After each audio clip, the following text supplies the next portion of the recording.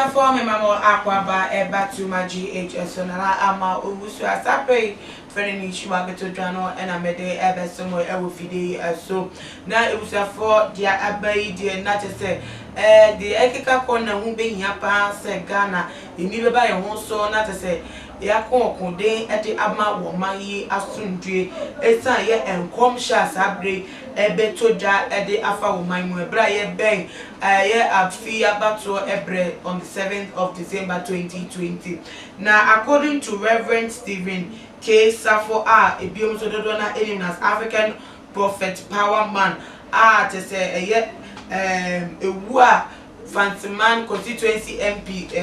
honorable Ekokwansa Hayford ni wo ye wo totiase no hu ehye ho kom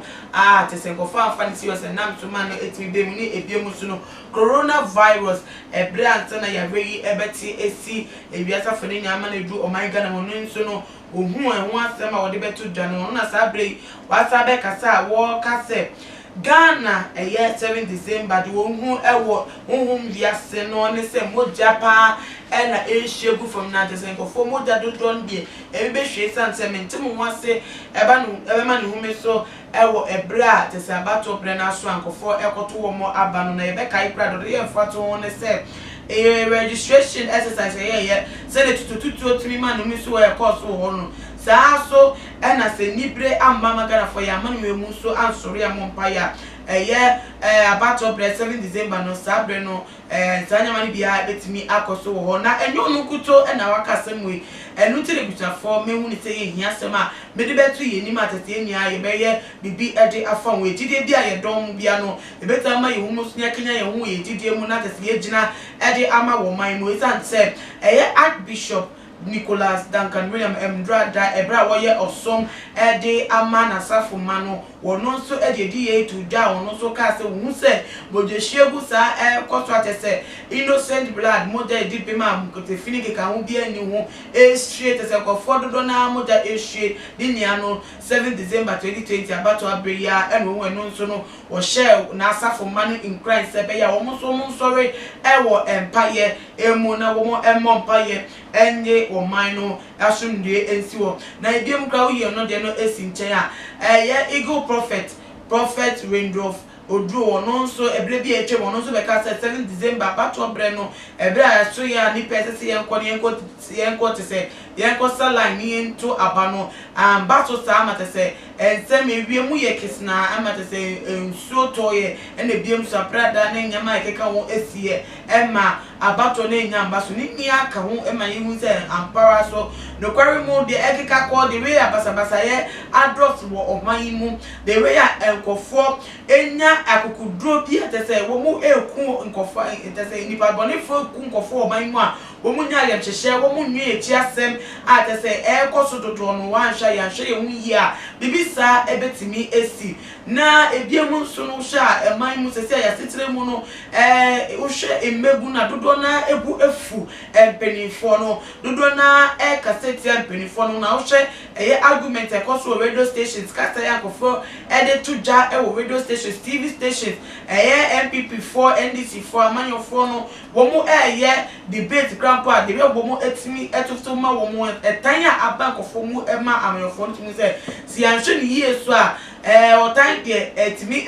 ema no mi so na den wo nipa mu a etimi anya bebre esi na nsem o mu kaka na o mu so mu wiase no ebetimi abemu sense suba na sentem ye de na enche bia so ne tese tema port ho no so no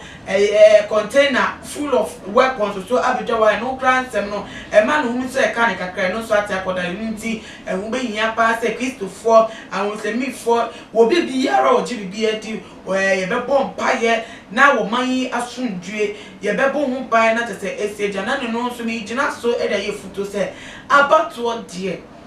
ye do abato breso a ewo mu se tense atmosphere because wo bia pese wonye do betima ye bia se na be ya tumi eba be di na afa na so ni nyem mu no ye hu ni se adwontre na adwontre ni mu so no ebre pata ho MPP by so 4 years na be do no wo mo ba ye mentem wase mentum wase ne mempene necessary we no say we nse bi akofo kan no 4 years na be do atese yes ebe to ababem sa so na obi foforo so etimi edi nkunim afi mu abato a na wotena konya no so 4 years pepe eno no so betena ne yasa to abantu so be bono mo de to bono mo de say promises to there to ja wo be ye anase bo nyani nia mu no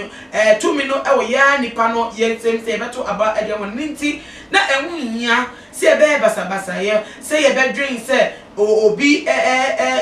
obi tumi a wo penti ye be dina mu na te say ye pray ye nuanom ne ye di nuam bone ne ya tundro ene de keka oni abotuo ni te say ye ni perfio na no de enwunya se obi tumi obenyanti na te say wunua wo hwere nim na wudi ni bone wonwi ne chiri wonwi ne busuafo wonwi enkofo omo te say wo mo ehye no so se obemo ma no dia ne kra ko menum kra bo wonwi tanyama no de no de enwunya enya de pa ye nia ye padepa edema ye nti wo kire wadwen de wo pen wate wadwe ama na wo de akoto waba no obi a timi a chana adwen na de odi nkuni mu adwen kire no ye de ama no edru ebre na te se wo bo no homodin ya kwesi ebre se se ye sa to abadwe ma so aye ade o so nya ade o 2 minutes ye said ye 2 minutes so de ya kokromotini ya said ko sim so ni ya to aba mo bi foforo no so ye huni to be boy na nya se ye be fa to ye tribi se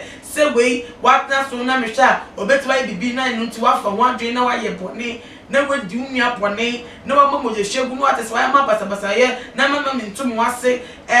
abade enye me pa wacho yenya abotra ni nya kudro na me nya se ye di yakoma nia ne ni pedua nia edi amanyofo eti amanyofo so eye wo madwuma omo ye eno no saa so ye nso ye daily lives ye wo ye personal lives ye wo ye private lives ye wo ye family lives wo be nya se be protect ye wo ye country ese ye protect ye ndwe ye humum na obi adwuma wo kope no enhye kutupa se ye ndi pone be sei omayi na sundwe ne fape ma ye gina so the motor ye di eche ye freedom and justice ni ebiem so no ne kan kwa anani puntra ye nya ye pese ye nya ema wo mayi emu na me futo kakra me de esu ye no na so futo a wo mo de nkom sha beto dwane ye bompa so mso megina no ma boa na mpaebo akosoro na onyame a woto soro timi eya de ni a wo hu omayi mobo na ta se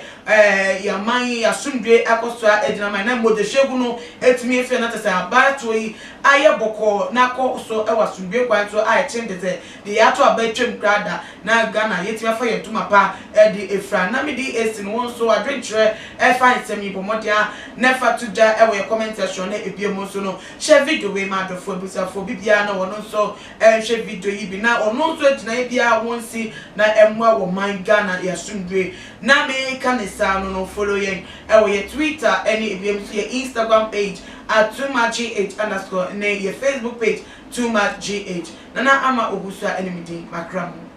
me dey Isaac Odwampo obetun afem the great ampo mbrembren wonu me nka mo ni hwe too much G8 mo ye too much na me so me ye amo fire too much GH we boy wate shout out to your fans and everybody who is watching too much GH.